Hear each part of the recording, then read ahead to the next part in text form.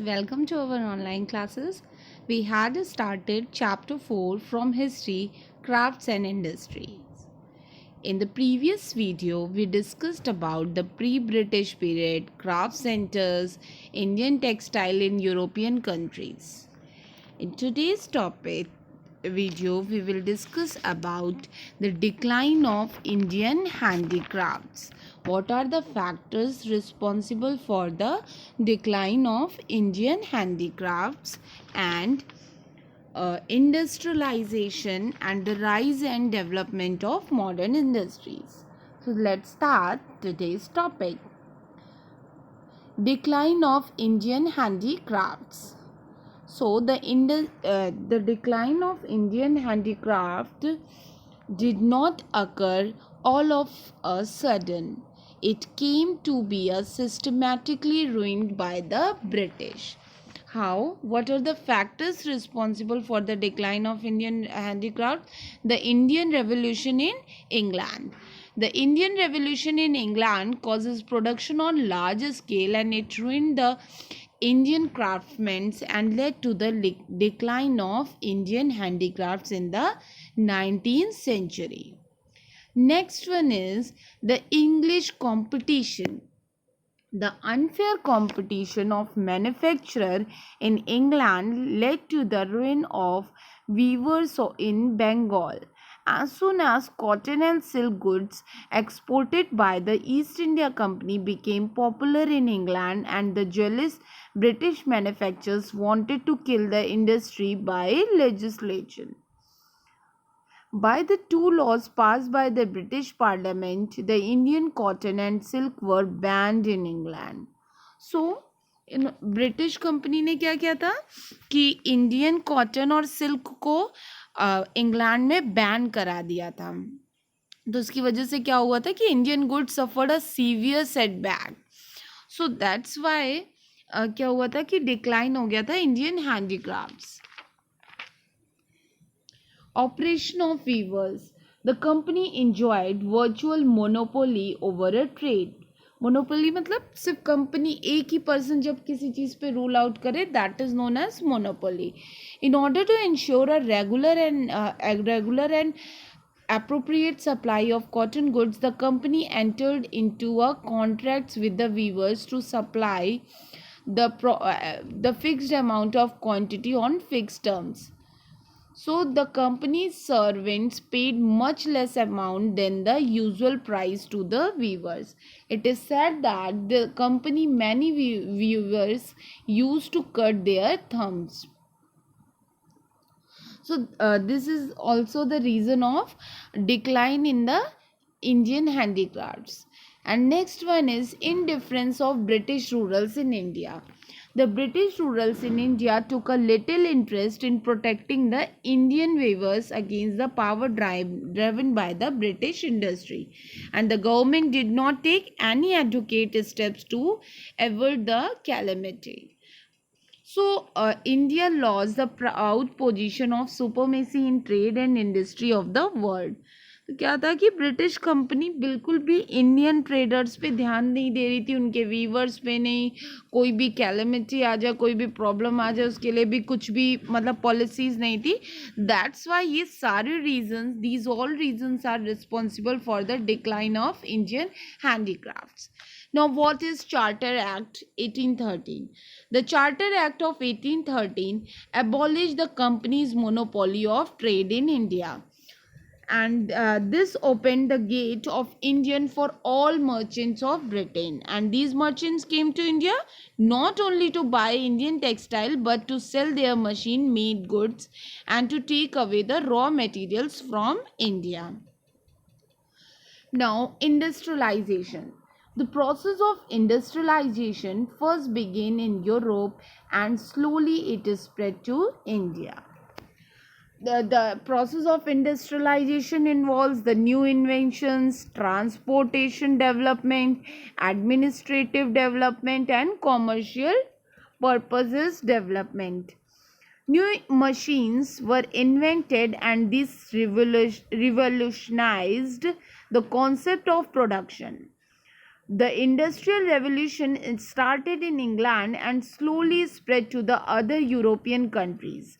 The new inventions not only help in the production of goods but in transportation too. The new inventions provide a base for many more inventions that came about subsequently. So, new inventions are the impact of industrialization. Transportation, the mean of transport in India were limited. The British built networks of roads, railways, and canals, which brought about a revolution in India. So, transportation development brought a revolution in India. For administrative purposes development, India, being a large country, could not be controlled from one region. India इतनी बड़ी country उसको हम एक reason से control नहीं कर सकते. So the development of railways and roads was necessary in order to keep all the Indians' territories in check, as it facilitated the transportation of forces from one place to another.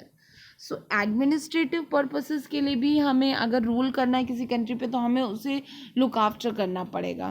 तो look after करने के लिए हम एक जगह पे बैठ के सब चीज़ों को तो नहीं देख सकते. तो दैट्स वाई एडमिनिस्ट्रेटिव पर्पसेस की वजह से भी ट्रांसपोर्टेशन को डेवलप किया गया. Commercial purposes, the raw material had to be collected from different parts of India and transported for shipping. And the finished good had to be supplied to all the markets in the corner of India. That's why transportation is required.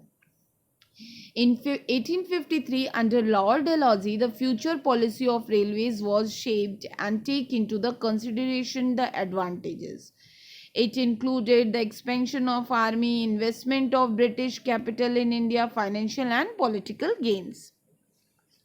Communication development is also a very important part of industrialization. The use of telegraph brought about a massive change in the communication system in India. In 1852, the cities of Kolkata, Peshawar, now in Pakistan, Bombay and Madras were connected by a telegraph. Now, after industrialization results the development of modern industries. The establishment of modern industries began in India in the second half of the 19th century. The British rulers were not in favor of an industrialized modern India. Rather, they wanted to preserve India as a source of raw material for its industries in England. British बिल्कुल भी नहीं चाहते थे कि India को industrialise किया जाए, बल्कि वो ये चाहते थे इंडिया से हमें रॉ मटेरियल मिले, उस रॉ मटेरियल को यूज़ करके हम इंग्लैंड में फाइनल फिनिश गुड को मतलब फाइनल प्रोडक्ट्स को बनाएं और उनको बेच के ज़्यादा से ज़्यादा प्रॉफिट कमाएं. The British brought in policies to deindustrialize India to the fullest, but they were forced to introduce railways, post, telegraphs, ports, roads, banking in India to maintain the administration, secure markets for European goods, and the collection of revenue developments. तो British company कभी नहीं चाहती थी कि India कभी modernise बने, but अपनी मतलब रॉ मटेरियल्स को इंग्लैंड तक पहुंचाने के लिए, एडमिनिस्ट्रेशन देखने के लिए, मार्केट्स को सिक्योर करने के लिए यहाँ पे डेवलपमेंट किए गए railways, post, telegraph, ports, roads and banking के. In 19th century, the decline of arts and handicraft on one hand, the emergence of capitalist class followed by industrial revolution in England. So, the textile industry. The cotton textile industry grew rapidly in the second half of the 19th century. The first textile mill was set up in Bombay by Kawasi Ji Nanabhai in 1853. So first textile industry mill was set up in Bombay. In which year? 1853. Later, many textile mills were set up as various centers, including Nagpur, Sholapur, Ahmedabad, Madras, Bengal, Punjab. By the end of the century, India has more than 200 cotton textile mills employing about 196 lakh persons. Just before the World War I, India ranked fourth among the textile producing countries in the world. So this is the impact of industrialization. Iron and steel industry.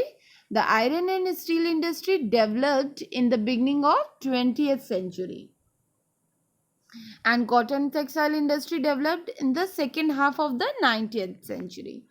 The Tata Iron and Steel Company, which is known as Tisco plant, was set up to Sakchi, now Jamshedpur, by Jamshedji Tata in 1907. So Tisco company was set up in Jamshedpur by Jamshedji Tata.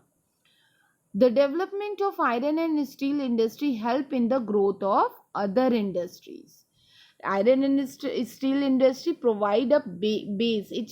Iron and steel industry is also known as the backbone of industry. क्योंकि iron and steel industry से machine बनती थी जो हर industry के लिए ज़रूरी होती थी. Other industries, there were some other industries that recorded an increase in growth during this period, such as sugar industry, cement industry, paper industry, and glass industry also grew during this period. The jute industry of Bengal too flourished. Almost most jute mills were owned by Britishers. Coal mining also started in a big way. The coal mines in Bihar, Bengal, and Odisha supplied coal for use on railways and smelting of iron to make steel and other industries. So this is all about this chapter, and the industrial development in India was very slow and erratic during British rule. No steps were taken by the British to protect the Indian industries. A policy of free trade was followed, and the import duty levied on foreign goods was very low. So this is the position of industries. Thank you, students. This chapter is over now.